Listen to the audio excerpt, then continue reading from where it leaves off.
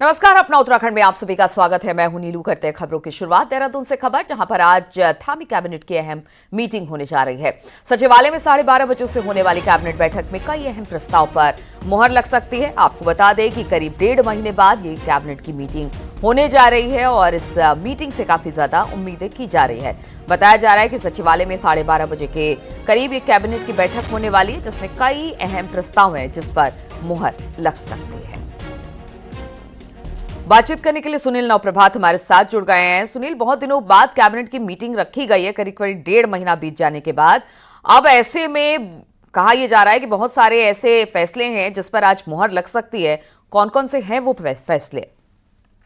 बिल्कुल नीलू, हालांकि जो कैबिनेट का एजेंडा है वो बाहर नहीं आया है, उसकी जानकारी नहीं मिल पाई है, लेकिन जो मोटे तौर पर जो अनुमान लगाया जा रहा है 12:30 बजे से जो कैबिनेट मीटिंग होने वाली है उसमें कई महत्वपूर्ण प्रस्ताव आ सकते हैं। खासकर अब राज्य में निकाय चुनाव होने हैं, उसके बाद पंचायत चुनाव भी होने हैं। पंचायत चुनाव में प्रशासक बिठाए गए हैं। जिला पंचायतों में जो निवर्तमान जिला पंचायत अध्यक्ष थे उन्हीं को कंटिन्यू किया गया है। इनको लेकर भी कुछ आज महत्वपूर्ण डिसीजन कैबिनेट में आ सकता है। इसके अलावा कल राज्यपाल ने जो निकाय में ओबीसी आरक्षण का जो ऑर्डिनेंस जो पास किया था, जिसको मंजूरी दी थी, उसकी नियमावली भी आज कैबिनेट में रखी जा सकती है। उसकी नियमावली को भी मंजूरी मिल सकती है। इसके अलावा हेल्थ और एजुकेशन डिपार्टमेंट से भी कई जो मसले हैं वो इस कैबिनेट में आ सकते हैं। जी ठीक है, चलिए आगे भी इस पर आपसे बातचीत होती रहेगी। सुनील, बहुत बहुत शुक्रिया आपका जानकारी।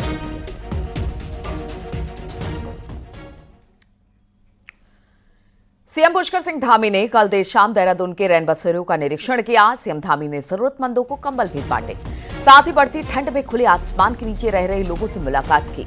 सीएम धामी ने ऐसे लोगों को कंबल बांटे। इस दौरान कई दिव्यांगों से सीएम धामी ने मुलाकात की और उन्हें कंबल दिए।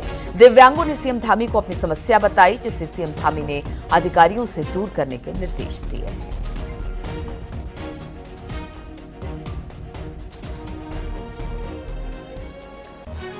चारधाम यात्रा में अभी 5 महीने बाकी है, लेकिन सरकार इस बार अभी से अगले सीजन की तैयारी में जुट गई है।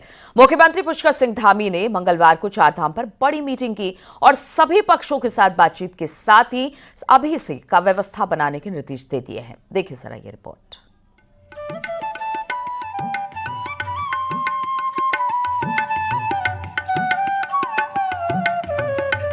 हर साल होने वाली चारधाम यात्रा में श्रद्धालुओं की भीड़ बढ़ती जा रही है, तो मुख्यमंत्री पुष्कर सिंह धामी का फोकस भी चारधाम यात्रा पर है। अगले साल होने वाली चारधाम यात्रा के लिए मुख्यमंत्री ने अभी से काम शुरू करने को कहा है।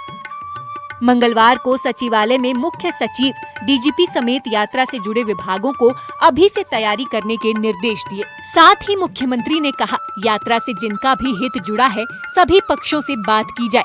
वहीं हरिद्वार से लेकर बद्रीनाथ तक अभी से व्यवस्था फिट की जाए। पिछली यात्राओं का जो अनुभव है उसमें और क्या हम अच्छा कर सकते हैं, जहां पर भी जो भी पिछले यात्राओं में कमियां रही हैं उनको ठीक करने के लिए अभी से हम उसकी तैयारी शुरू कर रहे हैं, जिससे कि जो हमारी 2025 की यात्रा है वो यात्रा और अच्छी हो, बिना किसी विघ्न बाधा के हो, हर दृष्टि से लोगों के लिए आवागमन अच्छा हो और हमारे चार धाम से जुड़े हुए जो हमारे व्यापारी हैं, होटल वाले, ढाबे वाले, घोड़े खच्चर वाले, टेंट वाले, उन सब की भी बात सुन के, तीर्थ पुरोहितों की बात सुन के, धार्मिक सभा के लोगों की बात सुनकर, उनके भी सुझाव लेकर हम उसको अमल में लाएंगे।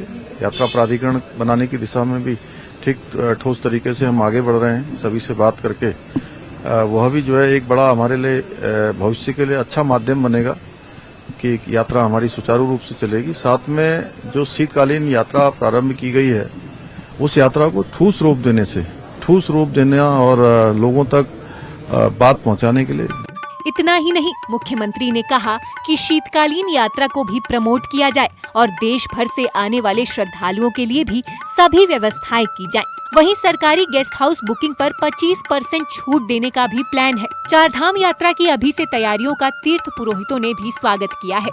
बहुत ही अच्छी पहले माननीय मुख्यमंत्री की और उनको मैं धन्यवाद देना चाहता हूं, क्योंकि अगर अभी से हम सोचेंगे इसके लिए तो तभी जो है पिछली बार बड़ी स्थितियां थोड़ा खराब हो गई थी, तो मुझे लगता है माननीय मुख्यमंत्री इसके लिए बहुत ही चिंतित हैं और मुझे लगता है कि बहुत जल्दी इस कार्यक्रम को सही करेंगे और हम लोगों से भी बैठक करेंगे, जिससे कि हम वहाँ के चारों धाम की व्यवस्थाओं को अच्छा किया जाए और सुदृढ़ किया जाए। साल 2024 में पहले भीड़, ट्रैफिक जाम को लेकर यात्रा में दिक्कतें हुई, तो फिर केदारनाथ की आपदा ने यात्रा पर असर डाला। ऐसे में साल 2025 में होने वाली यात्रा की अभी से तैयारी करने के निर्देश मुख्यमंत्री ने दिए हैं, ताकि अगले यात्रा सीजन में श्रद्धालुओं को कोई परेशानी न हो। दीपांकर भट्ट, न्यूज़ 18, देहरादून। देहरादून से बड़ी खबर आ रही है, जहां पर पंचायतों में प्रशासकों की नियुक्ति के मामले को लेकर 3 सदस्यों की कमेटी ने शासन को रिपोर्ट सौंप दी है। कमेटी ने ब्लॉक, ग्राम पंचायतों में प्रशासक नियुक्त करने को लेकर अपनी रिपोर्ट सौंपी है। ब्लॉक, ग्राम पंचायतों में प्रशासक नियुक्त करने का फैसला होना है और अब इससे लेकर एक रिपोर्ट शासन को सौंप दी गई है।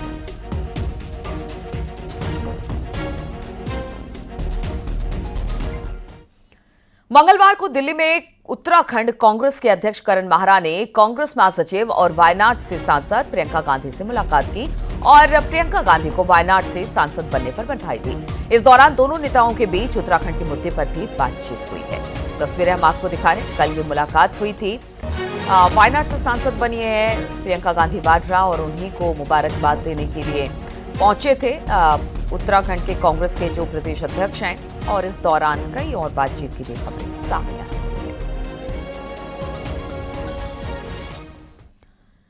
कोटद्वार शहर के भीतर व्यापार कराने के लिए आने वाले बाहरी लोगों के लिए समस्या बढ़ सकती है। कोटद्वार शहर में बाहरी लोगों के लिए अब लाइसेंस अनिवार्य कर दिया गया है। कोटद्वार विधायक रितु खंडूड़ी ने नगर आयुक्त और पुलिस प्रशासक के साथ साथ बैठक कर कोटद्वार में सभी लोकल सब्जी और फल विक्रेताओं के लिए लाइसेंस और आइडेंटिटी कार्ड जारी करने के निर्देश दिए हैं। साथ ही बाहरी लोगों को बिना लाइसेंस के शहर में किसी तरह का व्यापार करने पर पाबंदी लगा दी गई है। खास तौर पर सब्जी और फल विक्रेताओं पर इसका विशेष फोकस रहेगा। बिना लाइसेंस के बाहरी व्यक्ति कोटद्वार में सामान नहीं बेच सकेंगे। निगम और एएसपी के साथ बैठक में ये निर्णय हुआ है कि हमारे जितने भी ठेली वाले लोकल हमारे कोटद्वार के हैं, उनका लाइसेंस जारी होगा और एक जो कार्ड होगा वो उनको अपनी ठेलियों पे लगाना होगा। साथ ही साथ हम उनको एक आइडेंटिटी कार्ड देंगे जिसको उन्हें हर समय अपने गले में पहनना होगा। जो लोकल नहीं है उनको बिना लाइसेंस के कोटद्वार में कोई भी व्यापार करने की इजाजत नहीं होगी। खासकर सब्जी और फल वाले जो हैं, जिनके पास अगर लाइसेंस नहीं है, परमिशन नहीं है, वो यहाँ पर अपने व्यापार नहीं कर पाएंगे। और आज से बीजेपी बीईजी ग्राउंड में अग्निवीर भर्ती का आयोजन किया जा रहा है, जिसमें कई युवा भाग ले सकेंगे। आपको बता दें कि करीब 10 दिन तक चलने वाली इस भर्ती के लिए पुलिस प्रशासन की टीम अलर्ट मोड पर नजर आ रही है। पुलिस प्रशासन का कहना है कि भर्ती सीमित अभ्यर्थियों के भाग लिया है। प्रतिदिन करीब 1500 अभ्यर्थियों की भर्ती होनी है। साथ ही पुलिस प्रशासन ने भर्ती क्षेत्र के बाहर सीसीटीवी कैमरे भी लगाए हैं, ताकि कोई परेशानी का सामना इन्हें ना करना पड़े। वहीं अभ्यर्थियों से अपील की गई है कि जो किसी गलत व्यक्ति के झांसे में न आए। पुलिस भर्ती क्षेत्र में नजर बनाई हुई है। वहीं भर्ती को शांतिपूर्ण संपन्न कराने के लिए सीओ रुड़की को नोडल अधिकारी भी बनाया गया है। और जिस प्रकार से यहाँ पर पुलिस प्रशासन और आर्मी वाले दिख रहे हैं, बहुत ही अच्छी व्यवस्था दिखने को मिल रही है। और आने वाले 12 तारीख को हमारे यहाँ पर फिजिकल टेस्ट होने वाला है। अभी तो काफ़ी अच्छी जो व्यवस्थाएं हैं देखने को मिल रही है यहाँ पर, और काफ़ी जो बताया उन्होंने कि टाइमिंग टूमिंग की काफ़ी अच्छी सुविधाएं उन्होंने दे रखी है। अभी ये लिमिटेड भर्ती है, ऑलरेडी इसमें एडमिट कार्ड निर्गत किए जा चुके हैं। तो लगभग 1500 कुछ लोग यहाँ पर आने वाले हैं, जो अभ्यर्थी हैं, जिनके यहाँ पर आज के दिन भर्ती में शामिल होंगे। इनके लिए प्रॉपर व्यवस्था की गई है। आप देख रहे हैं जैसी बैरिकेडिंग की गई है। संपूर्ण व्यवस्था को, जितना एरिया है उसको सीसीटीवी कैमरों से आच्छादित किया गया है और लगातार इसमें पुलिस टीम इस पर मॉनिटरिंग कर रही है।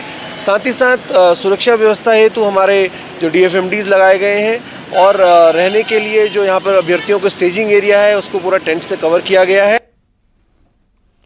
उत्तराखंड में होने वाले राष्ट्रीय खेलों की तैयारी जोरों पर है। इस बार के गेम्स की थीम ग्रीन गेम्स पर आधारित होगी। देखिए जरा ये रिपोर्ट।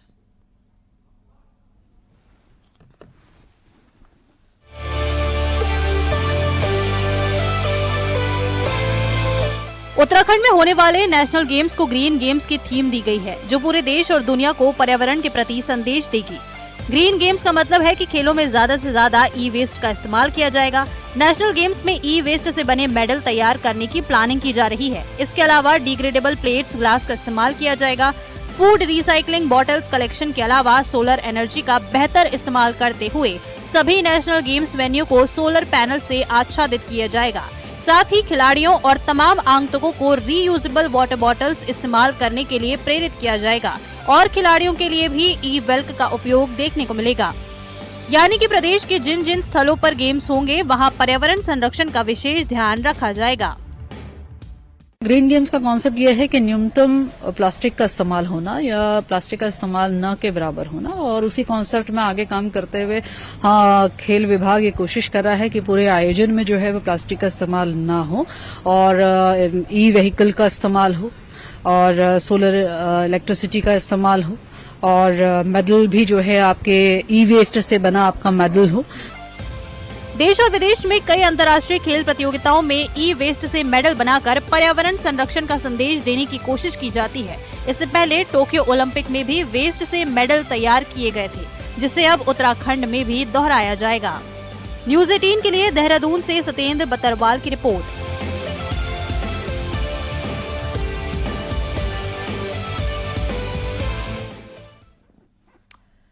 चमोली से खबर आ रही है, जहां पर नीति मलारी हाईवे के पास नदी में शव दिखने से इलाके में सनसनी फैल गई है। स्थानीय लोगों ने पुलिस को इस बात की जानकारी दी है। तो नीति मलारी हाईवे के पास नदी में एक शव देखा गया है और इस बात की सूचना अब पुलिस को दे दी गई है। स्थानीय लोगों ने पुलिस को इस बात की जानकारी दे दी है।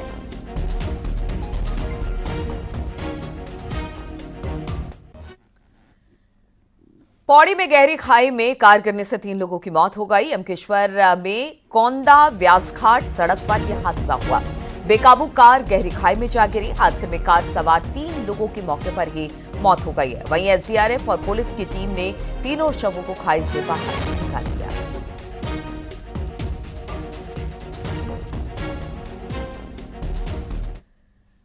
रुड़की में बारातियों से भरी तेज रफ्तार कार बेकाबू होकर सड़क पर पलट गई, जिसमें 2 लोगों की मौके पर मौत हो गई, जबकि 3 घायलों को अस्पताल में एडमिट करा दिया गया है। बारात मंगलौर क्षेत्र के भगवानपुर की ओर जा रही थी, तब ये दुर्घटना हुई है। बारात की जो गाड़ी है, स्विफ्ट गाड़ी है, उसका अभी दुर्घटनाग्रस्त होना जो है पाया गया है। प्रथम दृष्टया लग रहा है कि गाड़ी खुद से ही किसी वजह से अनियंत्रित होकर जो है वो टकराई है। ऋषिकेश के पौराणिक मान्यता के ब्रिज लक्ष्मण झूला की पूरे विश्व में अपनी एक अलग पहचान है। टेक्निकल रिपोर्ट के बाद बीते कई सालों से पुल बंद है। अब इसकी जगह फाइबर ग्लास का बजरंग सेतु बन रहा है, जिसका इंतजार स्थानीय लोगों के साथ साथ विश्व भर के पर्यटकों को है। हालांकि देरी से क्षेत्रवासियों में काफी आक्रोश है। कैबिनेट मंत्री सुबोध उनियाल ने कहा कि अगर समय सीमा में काम पूरा नहीं होगा तो सभी अधिकारियों पर कार्रवाई। हिंदुस्तान का पहला ग्लास ब्रिज आप देख रहे हैं, लक्ष्मण झूला में बन रहा है। पूरे देश का पहला ग्लास ब्रिज है। जानकी सेतु ने एक विशिष्ट पहचान हम लोगों को दी है। डिले पे डिले होता जा रहा है, कहीं ना कहीं जो देखिए 26 जनवरी उसको एक कट ऑफ डेट दी गई है और 26 जनवरी तक अगर पुल तैयार नहीं हुआ तो निश्चित रूप से उसके खिलाफ कड़ी से कड़ी कार्रवाई की।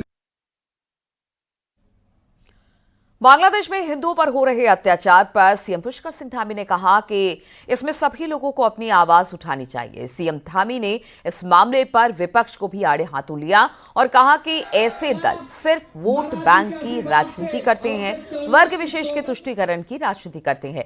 ये लोग छोटे छोटे मामलों पर कैंडल मार्च निकालते हैं, लेकिन ऐसे दल इस समय गायब हो गए हैं। उनकी सच्चाई अब सामने आ रही है। ऐसे लोग सिर्फ वोट बैंक के लिए काम करते हैं।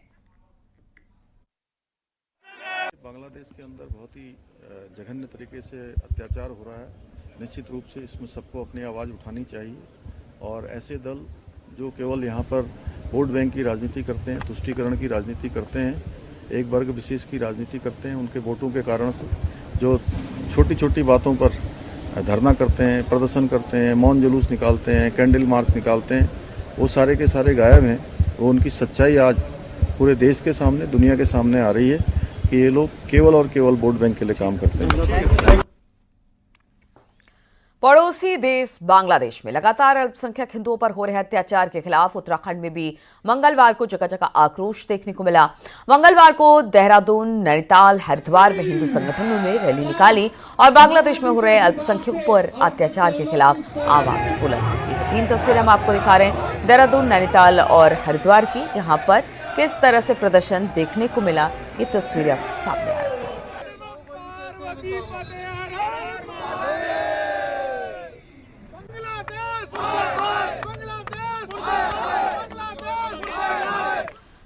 बांग्लादेश में हिंदुओं पर हो रहे अत्याचार के विरोध में पिथौरागढ़, हल्द्वानी, बागेश्वर में भी जनाक्रोश रैली निकाली गई। हिंदुवादी संगठनों का कहना है कि बांग्लादेश में हिंदुओं पर लगातार अत्याचार किया जा रहा है, जिसके लिए सिर्फ और सिर्फ यूनुस सरकार जिम्मेदार है।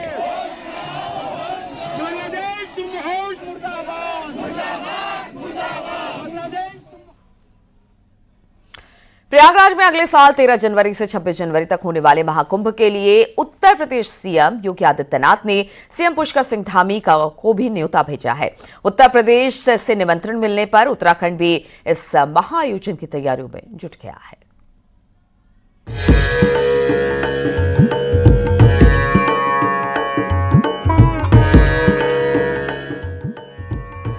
यूपी के प्रयागराज में 13 जनवरी से 26 फरवरी तक महाकुंभ का आयोजन होगा।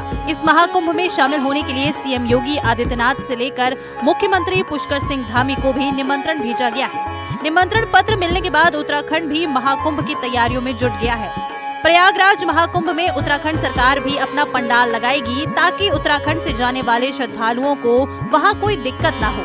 इसके अलावा बसों का स्पेशल बेड़ा भी प्रयागराज के लिए लगेगा। सीएम धामी ने सचिव पर्यटन और सचिव संस्कृति को इसका विस्तृत प्रस्ताव बनाने के निर्देश दे दिए हैं। यहीं से निकलती हैं और यहीं से लाकर वहाँ संगम में मिलती हैं। संगम में गंगा यमुना का संगम होता है, तो ये हमारे लिए बहुत ही गौरव की बात है, खुशी की बात है कि कुंभ वहाँ पर आयोजित हो रहा है। तो हमारा हर तरह से यहाँ से, चाहे हमको जो स्नान इत्यादि के समय में जल की अत्यधिक आवश्यकता होती है, वो जल भी हम लोग यहाँ से उसको छोड़ेंगे, करेंगे और कुंभ में प्रतिभाग भी करेंगे। यहाँ से आवागमन के लिए भी, परिवहन की व्यवस्था सुनिश्चित करने के लिए भी हमने बैठक की है, जिससे कि हमारे राज्य से जाने वाले सभी हमारे साधु संत हैं, तीर्थयात्री हैं, आराम से जाएं और अपने स्नान करें। हरिद्वार में कुंभ के बाद अब प्रयागराज में महाकुंभ का महासमागम होगा। सीएम धामी को भेजे निमंत्रण पत्र में सीएम योगी आदित्यनाथ ने इच्छा जताई है कि इस सांस्कृतिक और धार्मिक समागम में उत्तराखंड के सांस्कृतिक दल भी शामिल हों। पत्र में योगी आदित्यनाथ ने ये भी आग्रह किया है कि इस महाकुंभ में देवभूमि के हर गांव से कम एक श्रद्धालु जरूर शामिल हो। सीएम धामी ने कहा कि देवभूमि से बड़ी संख्या में साधु संत और श्रद्धालु प्रयागराज जाएंगे। न्यूज़ 18 के लिए देहरादून से सुनील नवप्रभात की रिपोर्ट।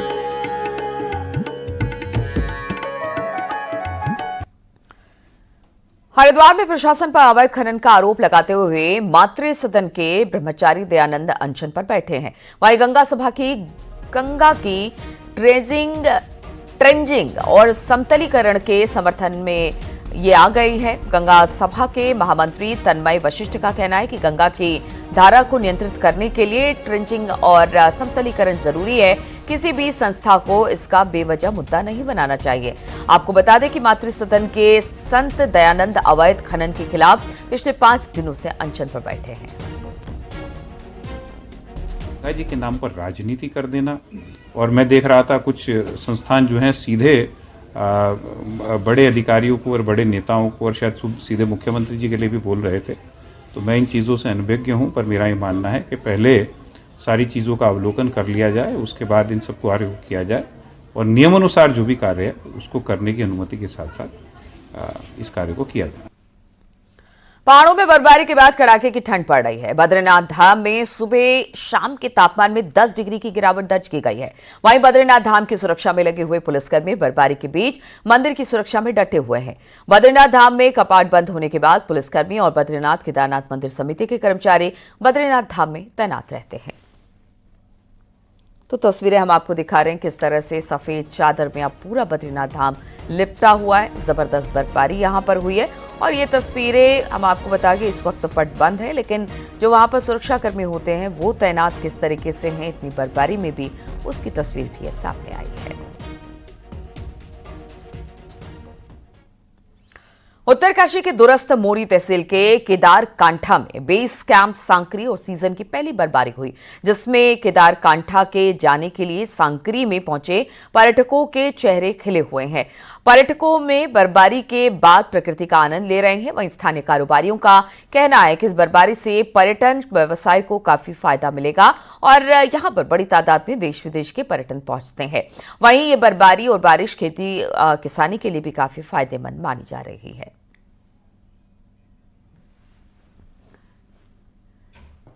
पहली बर्फबारी के साथ ही शीतकाल का भी आगाज हो गया है। बर्फ के लदे पहाड़, आसमान में गिरती बर्फ की फुहार देखने में तो अच्छी लगती है, लेकिन इन इलाकों में रहने वाले लोगों के लिए शीतकाल के ये जो 6 महीने होते हैं वो किसी मुसीबत से कम नहीं होते। देखिए जरा ये रिपोर्ट।